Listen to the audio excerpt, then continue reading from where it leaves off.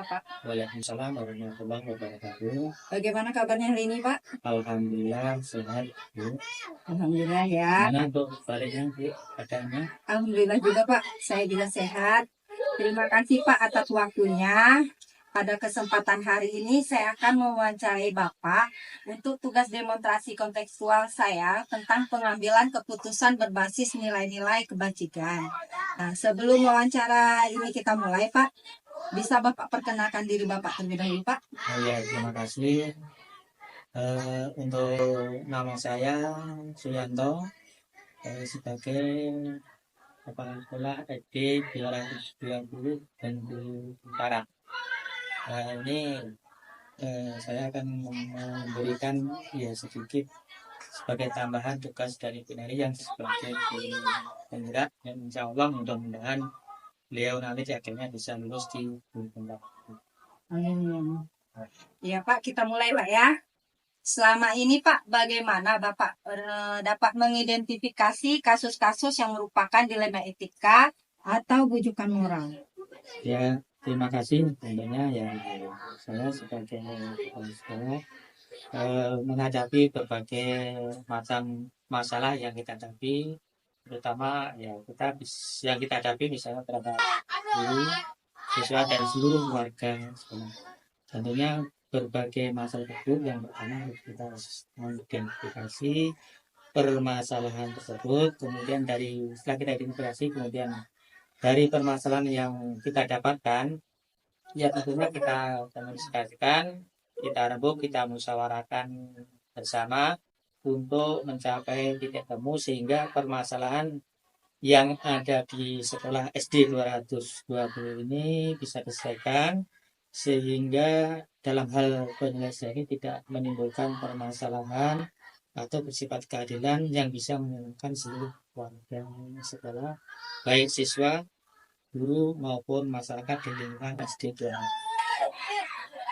Oke Pak, selama ini bagaimana Bapak menjalankan untuk pengambilan keputusan di sekolah Bapak, terutama untuk kasus-kasus di mana ada dua kepentingan yang sama-sama benar atau sama-sama mengandung nilai kebajikan?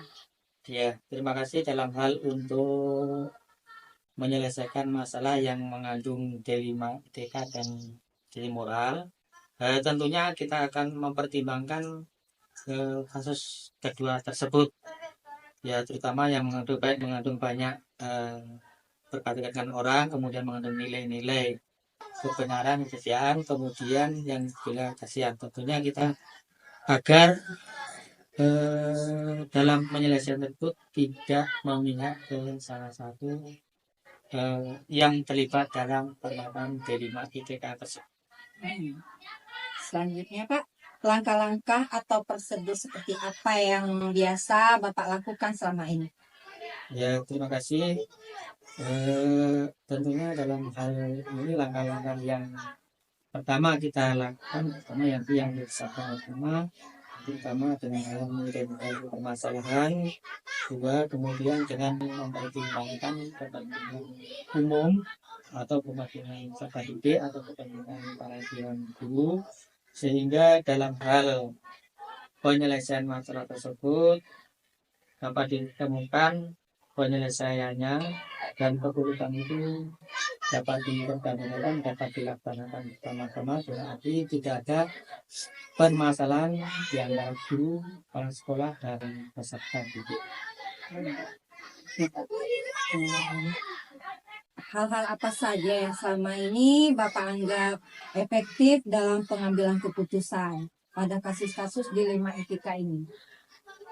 Ya, dalam hal untuk lebih mengambil keputusan pada kasus dilema etika, yaitu antara menyederhanakan pokok permasalahan dan membangun kebijaksanaan sehingga tidak timbul permasalahan atau bersifat keadilan di antara peserta yang terdapat permasalahan. Oke, jadi membangun kebijaksanaan ya Pak ya. Hal-hal apa aja selama ini merupakan tantangan dalam mengambilkan putusan pada kasus-kasus dilema etika ini Pak? Ya, dalam hal ya kasus dalam mengambil keputusan pada kasus dilema etika, ya, tentunya hasil keputusan itu diambil mungkin agar pihak-pihak yang menerima proses tadi dapat memahami sebagai orang secara ikhlas. Artinya keputusan yang kita ambil bagi mereka itu dapat menerima secara ikhlas, kemudian keputusan dijalankan secara ikhlas juga, sehingga kemudian keputusan itu tidak memihak dan berdasarkan kesepakatan bersama. Iya. Apakah Bapak memiliki sebuah tata kala atau jadwal tertentu dalam sebuah penyelesaian kasus dilema etika? Apakah Bapak langsung menyelesaikan di tempat atau memiliki sebuah jadwal untuk menyelesaikannya? Bentuk atau prosedur seperti apa yang Bapak jalankan? Tentunya dalam menyelesaikan permasalahan ITK dilema ini tidak ada jadwal terkhusus. Tentunya dalam hal jika ada permasalahan ya secepatnya kita selesaikan secara bersama-sama, ya, kemudian sehingga permasalahan yang kita hadapi itu biar tidak berlarut-larut, tentunya yang secepatnya kita selesaikan. Artinya tidak ada jadwal khusus dalam hal penyelesaian masalah dilema etika tersebut. Jadi langsung diselesaikan secepatnya, Pak ya? Ya. Adakah seorang atau faktor-faktor apa yang selama ini mempermudah atau membantu Bapak dalam mengambil keputusan dalam kasus-kasus dilema etika? Tentunya dalam hal yang membantu pertama dalam komunikasi yang harmonis yang baik antara saya sebagai kepala sekolah, kemudian saya dengan dewan guru, kemudian pada murid, sehingga dalam hal penyelesaian masalah tersebut dapat termudah, kemudian ada membantu pengambilan keputusan tersebut. Dari semua hal yang telah disampaikan tadi, Pak, pembelajaran apa yang dapat Bapak petik dari pengalaman Bapak mengambil keputusan dilema etika ini? Ya, keputusan atau pengalaman yang saya dapat dari keputusan ini adalah tentunya diambil keputusan itu dengan cara komunikasi, kemudian dapat diselesaikan, sehingga apa yang terjadi permasalahan di sekolah SD 2020 ini dengan adanya diselesaikan secepatnya, tentunya dalam hal kedepannya untuk proses pembelajaran, kemudian hubungan antara kelas sekolah dengan dewan guru dan siswa akan berjalan harmonis, dan artinya di antara kelas sekolah guru ya tidak ada untuk saling curigai, artinya yang secara bersama-sama permasalahan tersebut kita musyawarahkan, kita putuskan secara musyawarah dengan tidak adanya sistem diskriminasi. Oke, terima kasih Pak atas waktunya. Mohon maaf sudah mengganggu aktivitas Bapak. Saya ucapkan terima kasih Pak. Assalamualaikum warahmatullahi wabarakatuh. Ya, terima kasih.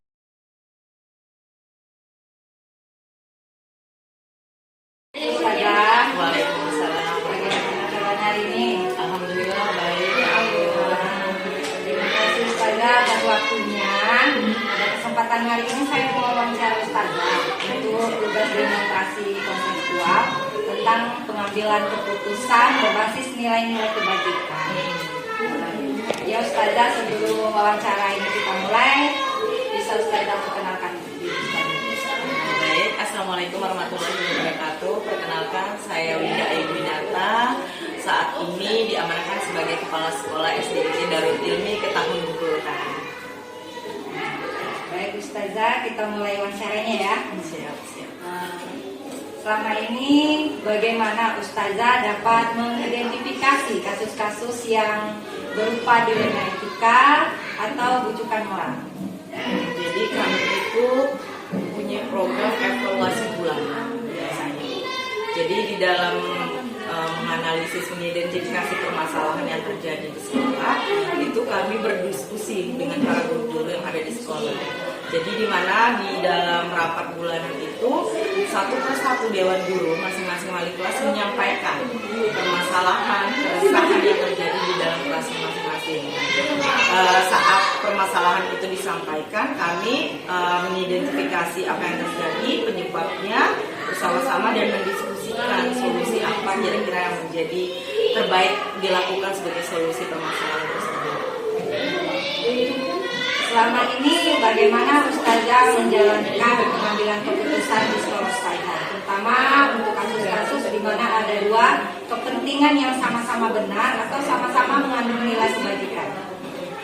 Kami begitu biasanya kalau saya pribadi ya, dalam mengambil kebijakan atau sebuah keputusan, tentunya melakukan pertimbangan terlebih dahulu, menganalisis sebab akibat, kebutuhan dan juga perkiraan dampak ke depannya, sehingga saya akan mempertimbangkan yang terbaik untuk murid. Jadi kita fokus namanya lembaga sebuah sekolah ya. Apapun yang kita lakukan semuanya harus berdampak baik kepada murid. Meskipun dibanding dua hal dengan kepentingan yang sama, kebenaran yang sama, tetapi apapun kebijakan dan keputusan yang diambil, tentunya yang diambil itu yang paling banyak dampak positifnya untuk murid-murid yang ada di sekolah. Ustazah, langkah-langkah atau prosedur seperti apa yang biasa Ustazah lakukan selama ini? Ya, baik. Terima kasih. Biasanya langkah-langkah yang saya lakukan itu tuh yang pertama mencatat. Jadi kami setiap rapat itu harus ada notulennya, mencatat hal-hal yang terjadi sehingga dari hasil catatan yang dilakukan saya dan teman-teman guru dapat mempertimbangkan baiknya berapa persen, dampak buruknya berapa persen, terus penyebab terjadinya atau apa, sehingga kami dapat merumuskan solusi-solusi yang dapat kami lakukan di sekolah. Biasanya saya setelah mencatat juga menanyakan pendapat guru-guru ya. Sehingga keputusan yang diambil nanti berdasarkan pertimbangan positif untuk Dewan Guru dan juga murid-murid di sekolah. Oke. Terus hal apa saja yang selama ini Ustazah anggap efektif dalam pengambilan keputusan? Apakah keputusan-keputusan dilema etika? Hal yang saya anggap efektif yang pertama memang harus mendengarkan.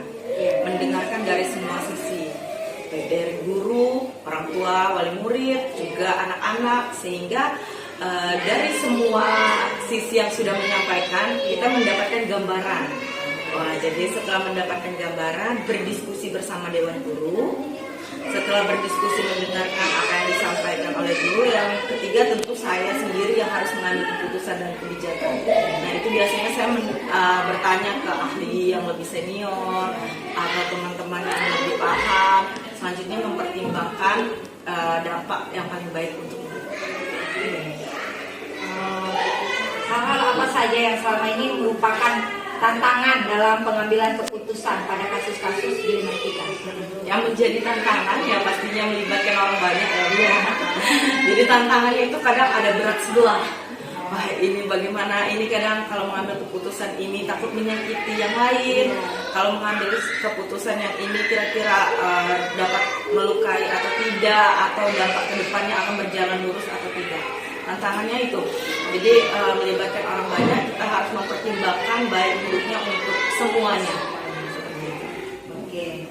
Apakah Ustazah memiliki sebuah tata cara atau jadwal tertentu dalam sebuah penyelesaian kasus dilema etika?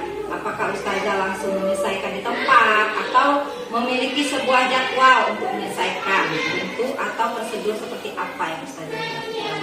Kalau prosedurnya, ya kita melihat tergantung permasalahannya. Ya, apabila permasalahannya ini dirasa urgent, mendadak seperti itu kan yang harus cepat diselesaikan, sehingga saya biasanya melakukan mencari solusi pada saat itu juga. Tetapi melihat apabila permasalahan ini secara persentase butuh pertimbangan yang matang, saya membutuhkan waktu. Tetapi waktunya itu pakai jeda. Kira-kira dalam seminggu ini saya harus mengambil keputusan, dalam seminggu ke depan itu evaluasi, dan seminggu ke depannya lagi refleksi apakah solusi yang dilakukan itu berdampak baik atau belum terlaksana secara baik sehingga membutuhkan solusi yang lain. Adakah seseorang atau faktor-faktor apa yang selama ini mempermudah atau membantu Ustazah dalam pengambilan keputusan dalam kasus-kasus di etika ini? Iya, kalau untuk sekolah kami ini alhamdulillah ada Bu. Jadi saya beserta teman-teman itu punya tim. Kami ada kabit kesiswaan, kabit kurikulum, guru BK, ada juga kabit humas, sehingga dari tim-tim yang sudah dibagi itu dapat membantu saya untuk memberikan masukan, tanggapan, juga diskusi bersama terkait kesepakatan yang akan diambil. Baik Ustazah, dari semua hal yang telah disampaikan tadi, pembelajaran apa yang dapat Ustazah petik dari pengalaman Ustazah mengambil keputusan dilema etika ini? Ya, kalau pembelajaran yang pasti terkadang di dalam mengambil keputusan itu kita butuh pertimbangan yang matang, melihat dari semua aspek, memikirkan dampak secara keseluruhan, sehingga dalam pengambilan keputusan bukan hanya ego kita sebagai pribadi, sebagai pemimpin di sekolah, tetapi fokus yang paling utama adalah kesejahteraan murid di sekolah. Jadi kepentingan semua kebijakan yang diambil sepenuhnya harus berdasarkan kepada kepentingan murid yang ada di sekolah. Terima kasih Ustazah atas waktunya untuk wawancara. Mohon maaf sudah mengganggu aktivitasnya ini. Tidak apa-apa Bu, semoga sukses untuk pendidikan guru penggerak.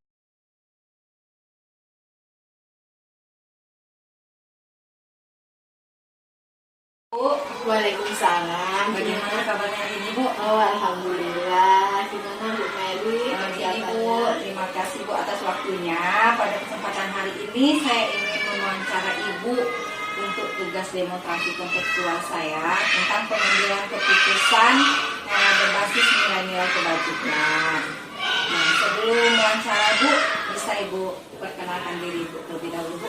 Oh, benar. Terima kasih atas kedatangannya Bu Mary yang sudah melaksanakan tugas membajikan sebagai calon guru penggerak ya. Angkatan Ke-9. ke-9. Nah, sebelum kita lanjut apa yang Ibu ingin komunikasikan, perkenalkan nama Ibu Martuti SPB LPMPD.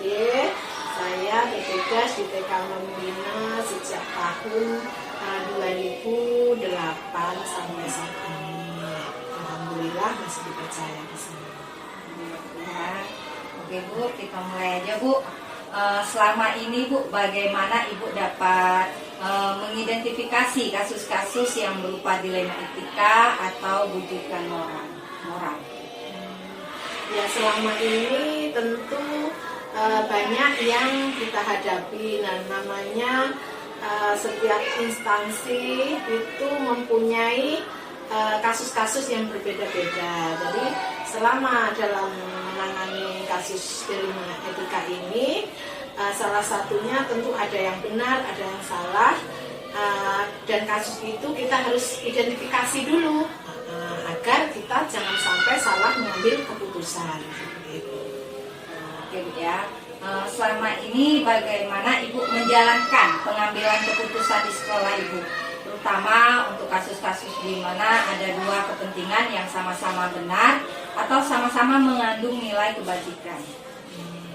Setelah kita identifikasi permasalahannya yang tentunya berbeda-beda, nah kita harus petakan dulu nih mana yang harus kita perlu kasus ini segera ditangani dan kasus mana yang harus dipending, tetapi semua kasus harus kita laksanakan dan kita harus komunikasikan dengan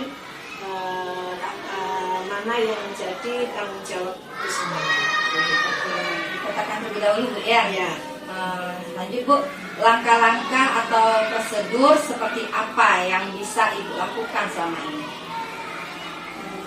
Langkah-langkah yang saya lakukan, kita harus ini ya.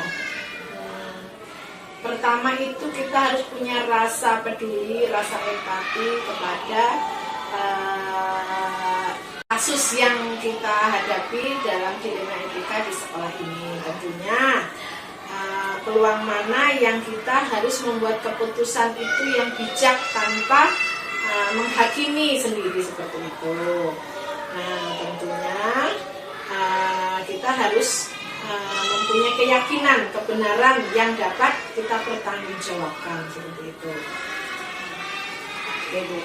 Terus hal-hal apa aja Bu yang selama ini merupakan tantangan dalam pengambilan keputusan pada kasus-kasus dilema etika? Maksudnya dalam mengambil keputusan ya. Iya, Jadi tantangannya. kita harus perlu adanya penyederhanaan pokok permasalahan, dalam arti permasalahan itu jangan sampai melebar, meluas, tetapi harus kita sederhanakan. Dan kita harus selesaikan permasalahan itu bersama-sama. Seperti itu dengan bijaksana.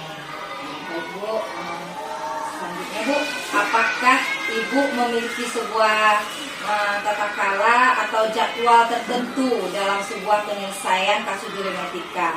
Apakah Ibu langsung menyelesaikan di tempat atau memiliki sebuah jadwal untuk menyelesaikan tugasnya?